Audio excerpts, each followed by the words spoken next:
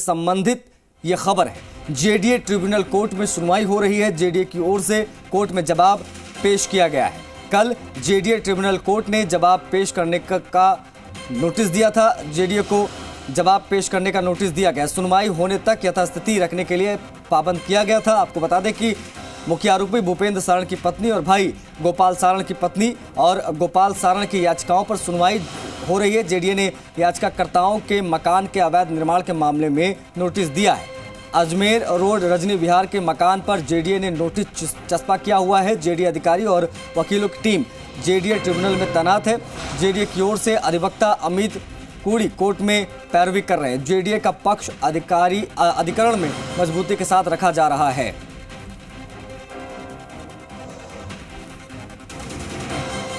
JDA tribunal court में सुनवाई जारी है। सुनवाई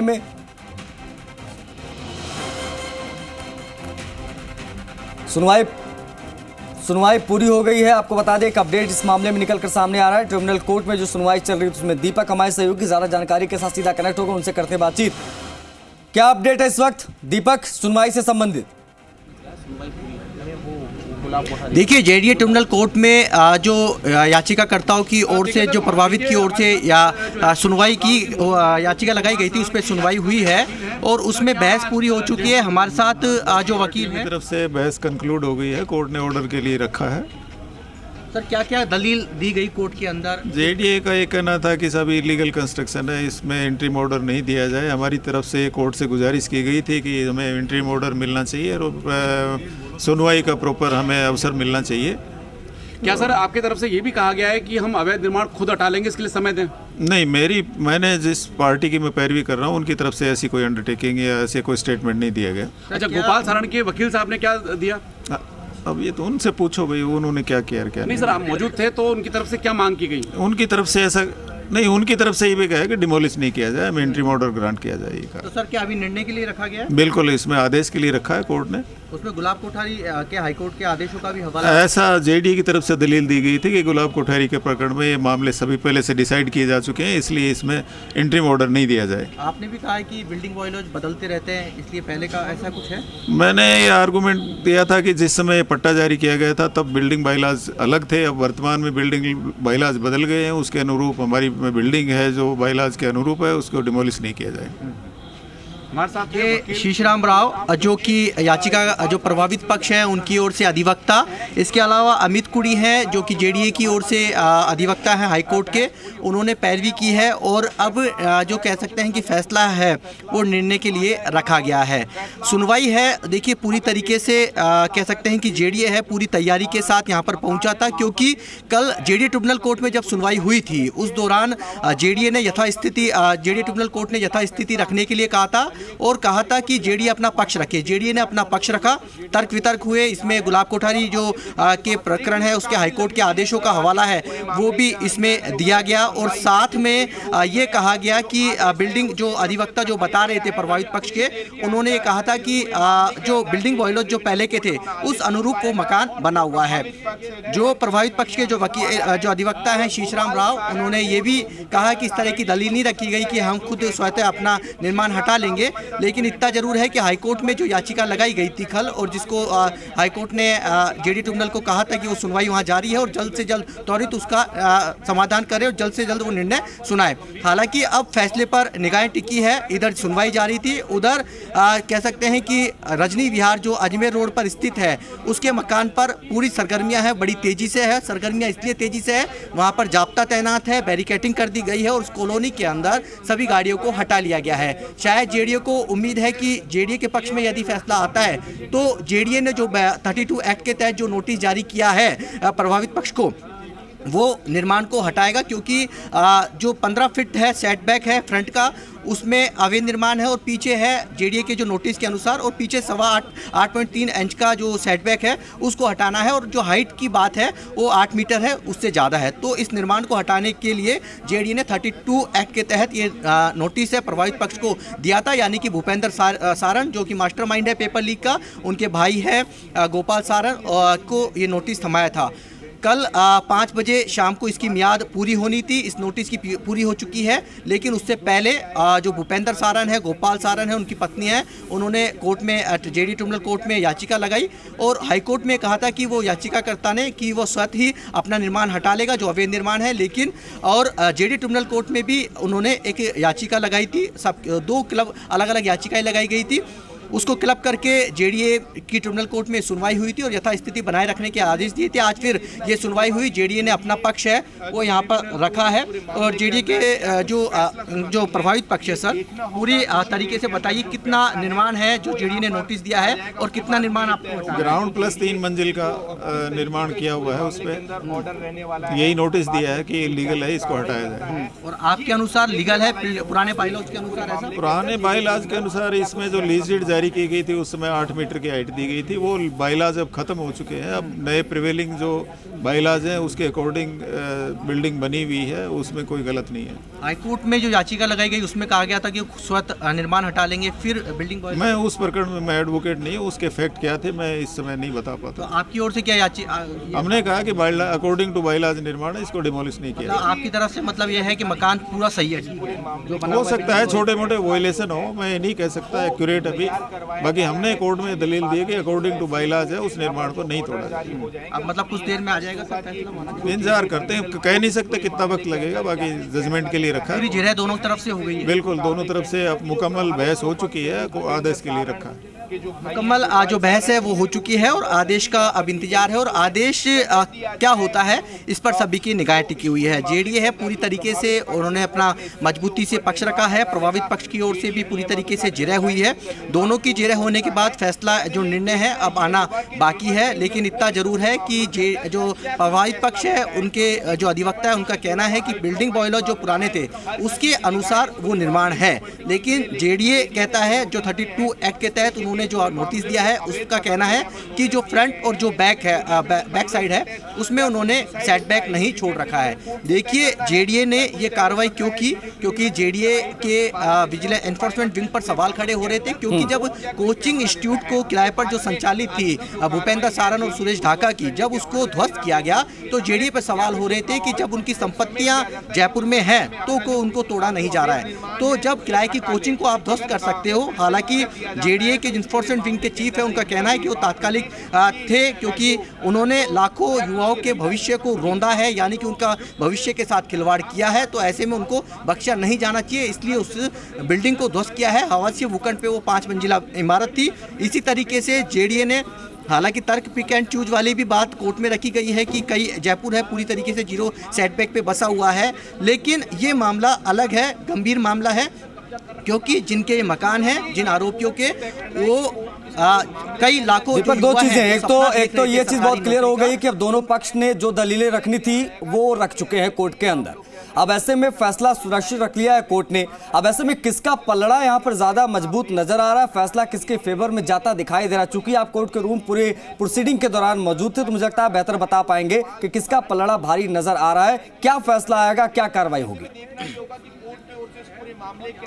देखिए कोर्ट के फैसला क्या आएगा, सभी की निगाह इस पर टिकी हुई है। क्योंकि कोर्ट का फैसला, क्योंकि दोनों तरफ से जो दलील है वो सुनी गई है, दोनों तरफ से जब दलील सुनी गई है अपना अपना पक्ष उन्होंने रखा है। जेडीए को पक्ष रखने का समय दिया था और कल जेडीए को नोटिस भी इसके लिए जारी किए गए थे। और नोटिस जारी करने के बाद जेडीए ने एनफोर्समेंट विंग है उन्होंने जो हाईकोर्ट के वकील है अमित कुड़ी उनको इसके लिए पैरवी के लिए बुलाया था। इसके अलावा युवराज सामंत है वो भी यहाँ पर मौजूद थे। इसके अलावा कई जो लोग कह सकते हैं कि अलग अलग जो अधिवक्ता हैं वो मौजूद थे।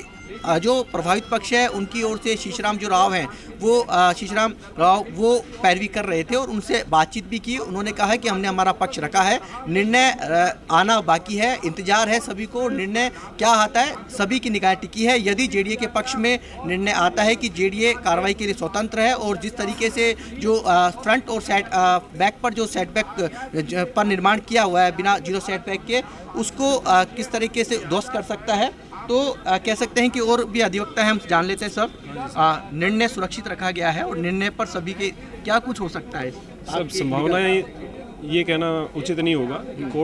कोर्ट जो भी फैसला करेगा वो तो अभी समय है, वो सबके सामने आ जाएगा। बिल्डिंग बायलॉज रखा गया प्रभावित पक्ष की ओर से, बिल्डिंग बायलॉज के अनुसार वो बनाया गया है, इस तरह का भी होती रहती है। सर बिल्डिंग बायलॉज तो ये ऐसा है कि जेडीए ने जो नॉर्म्स दिए हैं उसके अकॉर्डिंग यदि है तब तो कोई दिक्कत ही नहीं है, और थोड़ा बहुत कोई वायलेशन है तो वो अपने स्तर पे हटा ले तो बहुत अच्छी बात है। इसके लिए क्या नोटिस 15 समय दिया जा सकता है, ऐसा होता है? नहीं, नॉर्मली ज़्यादातर केसेस में ये होता है कि 15 दिन का समय दिया जाता है अपना पक्ष प्रस्तुत करने के लिए, एडिशनल जवाब पेश करने के लिए, और उस पर फिर जेडीए को निर्णय करना होता है। तो ऐसे तो जीरो सेटबैक पे कई निर्माण है, पिक एंड चूज वाली स्थिति भी कई बार हो जाती है, लेकिन ये मामला हाई प्रोफाइल है। यहाँ भी यही किया जा रहा है, पिक एंड चूज की कार्रवाई तो जेडीए हमेशा से करता रहा है और यहाँ भी यही दिख रहा है।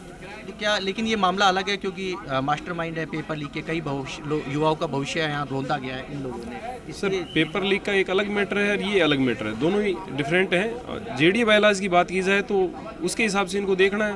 यदि संपूर्ण निर्माण तो अवैध है नहीं, जितना है थोड़ा बहुत वो अगला हटा देगा या जेडीए हटा ले अपने स्तर पे। तो मतलब कि समय दे सकता है, ऐसा होता है? बिल्कुल नॉर्मली होता है, 15 दिन का समय दिया जाता है और अपना जवाब प्रस्तुत करने के लिए उसको प्रॉपर समय दिया जाता है। बिल्कुल। देखिए, जवाब पेश करने के लिए, एडिशनल जवाब पेश करने के लिए 15 दिन का समय दिया जाता है, इस तरह के अधिवक्ताओं का कहना है ऐसे मामलों के अंदर। लेकिन निर्णय पर निगाह है, यदि जेडीए के पक्ष में यदि निर्णय आता है कि जेडीए स्वतंत्र है कार्रवाई करने के लिए, तो हो सकता है कि आज जेडीए का बुलडोजर है जो अवैध निर्माण है भूपेंद्र सारण, गोपाल सारण का, उस पर चल जाए। और दूसरी तरफ यदि 15 दिन का समय दिया जाता है और बिल्डिंग बायलॉज के अनुसार यदि वो निर्माण है तो शायद प्रभावित पक्ष को राहत मिल सकती है। लेकिन सभी निर्णय पर निगाह है, जिरह पूरी हो चुकी है और कह सकते हैं कि दोनों ही तरह प्रभावित पक्ष और जेडीए के जो वकील है, अधिवक्ता हैं, उनकी ओर से अपना अपना पक्ष रखा गया है। इसमें गुलाब कोठारी प्रकरण का जो हाईकोर्ट के आदेशों का हवाला है वो भी दिया गया है, बिल्डिंग बायलॉज के जो हवाला है वो भी दिया गया है। जो जेडीए की ओर से जो वकील है अमित कुड़ी, उन्होंने ये भी कहा था कि जो निर्माण है अवैध निर्माण, उससे 1 इंच भी हम नहीं तोड़ेंगे। दीपक, बिल्डिंग बायलॉज का उल्लंघन, दीपक बिल्डिंग बायलॉज का उल्लंघन, सेटबैक का मसला, ये सब जो तर्क रखे गए हैं कोर्ट में, यहाँ तक बात समझ में आती है। इन्होंने बताया कि भाई ये है, उन्होंने बताया ये है, लेकिन इन बिटवीन परीक्षा पेपर लीक कांड के चूंकि ये मुख्य आरोपी हैं, ऐसे में इसको हवाला देते हुए कार्रवाई की मांग करना कितना उचित, पहली चीज ये। दूसरी चीज ये कि अगर इसको हवाला दिया कि नहीं भाई इनका तो बायलॉज उल्लंघन है, साथ साथ में इन्होंने सेटबैक के हिसाब से चीजें नहीं की हैं और उसके अलावा ये पेपर कांड के मुख्य आरोपी हैं, तो क्या इसको हवाला देने से संभावनाएं बढ़ जाएंगी कि हाँ इनके ऊपर अब कार्रवाई हो जाएगी, या इसको कोर्ट नहीं देखेगा पेपर लीक वाले मामले, क्योंकि paper leak is a different thing और ये बायलॉज को उल्लंघन इज अ डिफरेंट थिंग? बिल्कुल ठीक कहा है, दोनों अलग अलग है क्योंकि जो आरोपी हैं वो पुलिस की गिरफ्त से दूर हैं। याचिका भूपेंद्र सारण के भाई गोपाल सारण की ओर से लगी है, उनकी पत्नियों की ओर से लगी है, पत्नियां हैं जेल में हैं। भूपेंद्र सारण, उनके भाई गोपाल सारण है, वो पुलिस की गिरफ्त से दूर हैं। तो मसला पेपर लीक का अलग है और कह सकते हैं कि इस जो अवैध निर्माण है, लेकिन जेडीए की इन्फोर्समेंट मांगती है कि जो नोटिस दिया गया और जो ये कार्रवाई की जा रही है वो इसलिए की जा रही है, और विधिक शाखा को जो यू नोट लिखा था उसमें साफ तौर पर लिखा था कि ये मामला गंभीर है और इन्होंने बिल्डिंग बायलॉज का वायोलेशन किया है और इसलिए ये कार्रवाई इसलिए भी जरूरी है क्योंकि पेपर लीक मामले के ये मास्टरमाइंड है, इन्होंने लाखों युवाओं के भविष्य को रोंदा है और उस भविष्य को रोंदने के बाद उनकी काली कमाई से इन्होंने ये इमारत खड़ी की है। तो इस तरह के जब गंभीर मामला है तो इस मामले के अंदर जेडीए की जो इन्फोर्समेंट विंग है पूरी तरीके से मजबूती के साथ अपना पक्ष रखने में लगी हुई है। ठीक है, मतलब देखा जाए दीपक तो जेडीए की ओर से मजबूती से अपना पक्ष रख दिया गया है और सामने वाले पक्ष जो पार्टी है उन्होंने भी अपना पक्ष मजबूती से रख दिया है। लेकिन रजनी विहार इलाके में जहां पर 1.5 करोड़ का विला है जिसको गिराने को लेकर, जिसके अवैध अतिक्रमण को हटाने को लेकर ये पूरी सुनवाई चल रही, वहां पर अनूप हमारे सहयोगी वहां से कनेक्ट है, उनसे बातचीत करता। अनूप, इस वक्त क्या गतिविधियां आप वहां पर देख पा रहे, क्या मूवमेंट आप वहां पर देख पा रहे, क्या तैयारी है जेडीए की वहां पर?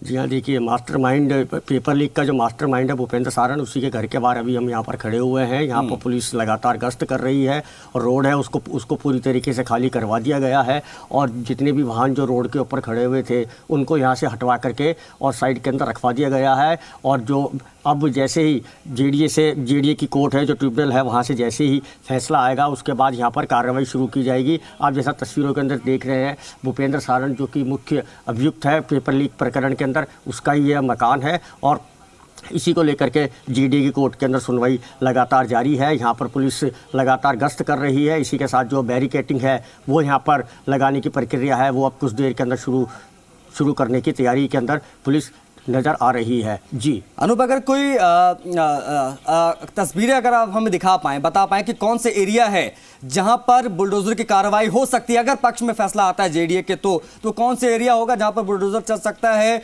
किस तरीके से क्या चीजें होंगी, क्या पैरामीटर्स रहने वाले इन सब चीजों के? जी हाँ, देखिए इस वक्त हम भूपेंद्र सारण के मकान के बाहर ही खड़े हुए हैं। इसी मकान के ऊपर जेडीए जैसी जो कोर्ट है, जेडीए के ट्रिब्यूनल, वो जैसी आदेश देगा इसके ऊपर बुलडोजर चलाने की कार्रवाई को अंजाम जेडीए द्वारा दिया जाएगा। इसी को लेकर के यहाँ पर जो तमाम तैयारियाँ हैं वो यहाँ पर जेडीए के द्वारा पहले से ही शुरू कर दी गई हैं। यहाँ से 1-1.5 किलोमीटर दूर के ऊपर ही जेसीबी मशीन है, पोक लैडर है, वो सब यहाँ पर खड़े कर दिए गए हैं। पुलिस की यहाँ पर जो तैनाती है वो यहाँ पर जारी है। जो रोड के दोनों जो सिरे हैं वहाँ पर ट्रैफिक पुलिस को तैनात कर दिया गया है। किसी भी वाहन को अंदर आने की अनुमति नहीं दी जा रही है और जो गली के जो वाहन थे उनको भी यहाँ से हटवा दिया गया है। बैरिकेटिंग यहाँ पर पुलिस के लगातार आ रहे हैं और उन्हीं को लगा करके यहाँ पर इस पूरे इलाके को थोड़ी देर के अंदर जैसे ही जेडीए का फैसला आएगा इसको सील कर दिया जाएगा और जो तोड़ने की कार्रवाई है उसको अंजाम दिया जाएगा। जी ठीक है अनूप, आप बने रहिए। दीपक भी लगातार बने हुए हैं, दीपक कोर्ट के बाहर खड़े हैं। दीपक, अनूप ने तो बता दिया कि वहां पर तैयारियां पूरी हैं, मशीनें लगा दी गई हैं, तैयारियां पूरी कर ली गई हैं, इंतजार है तो सिर्फ और सिर्फ फैसले का। अब फैसले में कितना वक्त है बताएंगे आप दीपक, क्योंकि इंतजार सभी को। अब ऐसे में क्या चीजें हो सकती हैं, क्या फैसला आगे सुरक्षित रखा जा सकता है? थोड़ा समय दिया जा सकता है सामने वाले पक्ष को कि आप खुद से इतना समय लीजिए और खुद इतने दिनों के अंदर ये चीजें आप हटाइए वहां से, नहीं तो फिर हम आदेश कर देंगे जेडीए को। सुनवाई हो गई दोनों की तरफ से, फैसला दीपक, देखिए जेडीए की ओर जेडीए ट्रिब्यूनल कोर्ट ने फैसला है वो सुरक्षित रखा है। निर्णय आने का इंतजार है और दोनों तरफ से यानी कि जेडीए और प्रभावित पक्ष की ओर से दोनों की तरफ से दलील दी गई थी, दोनों की तरफ से तर्क रखे गए हैं, अपना अपना पक्ष है मजबूती के साथ रखा है। जेडीए के जो अधिवक्ता हैं, हाईकोर्ट के जो अधिवक्ता हैं अमित कुड़ी, उन्होंने पूरी तरीके से अपना मजबूती के साथ पक्ष रखा है क्योंकि कल जेडीए ट्रिब्यूनल कोर्ट ने जेडीए को अपना पक्ष रखने के लिए नोटिस दिया था। उधर जेडीए के ट्रिब्यूनल कोर्ट के आदेश का इंतजार है, फैसला सुरक्षित है। दूसरी तरफ जो रजनी विहार है अजमेर रोड स्थित, वहां पर तैयारियां पूरी है। यदि जेडीए के पक्ष में फैसला आता है तो आज अवैध निर्माण पर बुलडोजर चल सकता है, ऐसा माना जा रहा है, या फिर कुछ राहत मिलती है। ये सब कुछ निर्णय पर डिपेंड है। हमारे साथ महेश पारिक हैं। कल हाईकोर्ट में क्या रहा? देखिए हाईकोर्ट ने जो है दखल से इनकार करते हुए कहा था कि जो जेडीए ट्रिब्यूनल है वहाँ मामला पेंडिंग है ऑलरेडी, तो स्टे एप्लीकेशन पे वो त्वरित सुनवाई करें। इसके तहत कल ही कोर्ट ने जो है सुनवाई करी और 1 दिन की राहत जो है वो अतिक्रमण को दी है और आज मामले की सुनवाई रखी है। आज स्टे एप्लीकेशन पे जो है फैसला आएगा। अब जो आरोपी उनके पास एक ये रास्ता बचता है कि यदि उनके खिलाफ फैसला आता है तो वो उसके खिलाफ हाईकोर्ट में जो है वो अपील कर सकते हैं। वहाँ जेडीए ने केवियट लगा दी, यानी कि यदि आरोपी की ओर से कोई भी वहाँ पे याचिका लगाई जाएगी तो हाईकोर्ट उसमें एक तरफा आदेश नहीं करेगा, जेडीए के पक्ष को भी सुना जाएगा और उसके बाद जो है वो आदेश पारित किया जाएगा। देखिए जेडीए की ओर से हाईकोर्ट में भी पूरी तैयारी है, कैवियट लगाई गई है जेडीए की ओर से क्योंकि याचिका करता है प्रभावित पक्ष है। यदि हाईकोर्ट का फिर से यहाँ से राहत नहीं मिलती है तो और हाईकोर्ट का दरवाजा खटखटाता है तो वो एक तरफा यह कह सकते हैं कि फैसला नहीं देगा, पहले जेडीए का पक्ष भी सुनेगा उसके बाद अपना फैसला देगा। लेकिन इतना जरूर है कि इस मामले को लेकर जेडीए है पूरी तैयारियां है। उसने जिस तरीके से 1 दिन की यथास्थिति बनाए रखने के लिए जेडीए ट्रिब्यूनल ने कहा था कि जब तक सुनवाई पूरी नहीं होती है तब तक यथास्थिति बनाए रखें। यथास्थिति रहेगी, मकान में ना तो क्षतिग्रस्त किया जाएगा ना ही उसे ध्वस्त किया जाएगा। इस तरह का जेडीए ट्रिब्यूनल कोर्ट ने आदेश दिया था और उसके बाद आज सुनवाई हुई। जेडीए ने अपना पक्ष रखा। जेडीए और प्रभावित पक्ष की ओर से दोनों की ओर से अपने अपने जवाब है वो दिए गए। तर्क वितर्क यहाँ पर हुए। गुलाब कोठारी प्रकरण के हाईकोर्ट के आदेशों का हवाला यहाँ पर दिया गया। बिल्डिंग बायलॉज के जो 32 के एक्ट के तहत जो नोटिस दिए गए उनके उसमें जिरह हुई। तो अब जिरह पूरी हो चुकी है, बहस पूरी हो चुकी है और इंतजार है निर्णय का। और इंतजार निर्णय का इसलिए है यदि क्योंकि आज निर्णय आता है और जेडीए के पक्ष में यदि निर्णय आ जाता है तो रजनी विहार स्थित जो भूपेंद्र सारण है मास्टरमाइंड है उसके अवैध जो निर्माण है फ्रंट और बैक साइड में जो निर्माण है और हाइट पर जो निर्माण है उसको जेडीए अपना बुलडोजर चला सकता है। जी दीपक, बड़ी चीज है। अब देखिए, फैसले का इंतजार हम सब कर रहे हैं कि भाई फैसला आ जाए, क्योंकि 2 दिनों से लगातार इस पूरे मामले में सुनवाई चल रही है। लेकिन अगर फैसला आ भी जाता है, तैयारियां रजनी विहार में कर ली गई हैं, मशीनें खड़ी कर दी कि भाई जैसे फैसला आएगा यहाँ पर कार्रवाई चालू हो जाएगी, ये बहुत क्लियर है। अब ऐसे में चूंकि कैविएट दायर कर दी गई है ऑलरेडी जेडीए द्वारा, इसका मतलब जेडीए भी ये चीज जानता है कि अगर फैसला उनके साथ में जाता है, उनके पाले में जाता है और सामने वाला पक्ष हाईकोर्ट में अपील कर देता है तो फिर मामला तो फंस जाएगा ना। फिर क्या होगा रजनी विहार में? एक बार फिर से स्टे हो जाएगा, फिर उसके बाद में जाएंगे हाईकोर्ट के प्रोसेस शुरू होगा, हाईकोर्ट में सुनवाइयां शुरू होंगी, फिर तो वहां की जो तैयारी की गई वो सारी बेकार हो जाएंगी। अगर इस तरीके की चीजें होती हैं तो फैसला अगर फेवर में आता है तो भी ये विकल्प बचता है उनके पास। देखिए, विकल्प तो बचेगा, लेकिन इतना जरूर है कि कल शनिवार का दिन है और परसों संडे का दिन है। बिल्कुल, यदि हाईकोर्ट के अंदर दरवाजा खटखटाया जाता है और यहाँ का फैसला होता है तो जब तक वो हाईकोर्ट में यदि जेडीए को यहाँ से राहत मिल जाती है तो 2 दिन छुट्टी का दिन है, ऐसे में जेडीए को कार्रवाई करने का समय मिलेगा। ऐसा ही है कुछ में, यदि हाईकोर्ट में यदि मामला भी चल जाता है, एक रखा जाता है, यहाँ से राहत नहीं मिलती है तो हाईकोर्ट में, तो 2 दिन का छुट्टी का जेडीए को फायदा मिलेगा। देखिए, निश्चित रूप से जेडीए को फायदा तो मिलेगा, लेकिन इसकी बहुत कम संभावना है, क्योंकि हाईकोर्ट की एक प्रक्रिया है। यहाँ से जो है आदेश की सर्टिफाइड कॉपी जो है हाईकोर्ट जाएगी। हाईकोर्ट में पिटीशन भी अभी तैयार हुई है या नहीं हुई है, क्योंकि जिस ग्राउंड पे याचिका यहाँ पे स्टे एप्लीकेशन खारिज होगी उस ग्राउंड के आधार पे ही जो है ग्राउंड बनेंगे याचिका में। तो याचिका बाद में तैयार होगी, उसका एक तरीका होता है, वो फिर रजिस्ट्रेशन पेश की जाएगी, उसके बाद वो उसकी प्रार्थना की जाएगी कि उसकी जल्दी सुनवाई की जाए। तो एक लंबा प्रक्रिया है, जेडीए के पास जो है टाइम बचेगा पूरा। ठीक है, मतलब इन शॉर्ट में अगर देखा जाए दीपक तो निश्चित रूप से पलड़ा जो पलड़ा है वो जेडीए का भारी है। तर्क मजबूती से रख दिए गए हैं, फैसला सुरक्षित है, फैसला फेवर में आएगा तो भी अगर वो हाईकोर्ट की तरफ जाते हैं, रुख करते हैं, तो अब ऐसे में यहां पर पलड़ा जेडीए का भारी रहेगा, क्योंकि अगला 2 दिन छुट्टियों का दिन है और हर चीज प्रोसेस के हिसाब से ही होगा। बहुत शुक्रिया दीपक, इन तमाम जानकारियों पर विस्तार से बातचीत करने के लिए। अनूप, आपका भी बहुत शुक्रिया तमाम जानकारियों को साझा करने के लिए।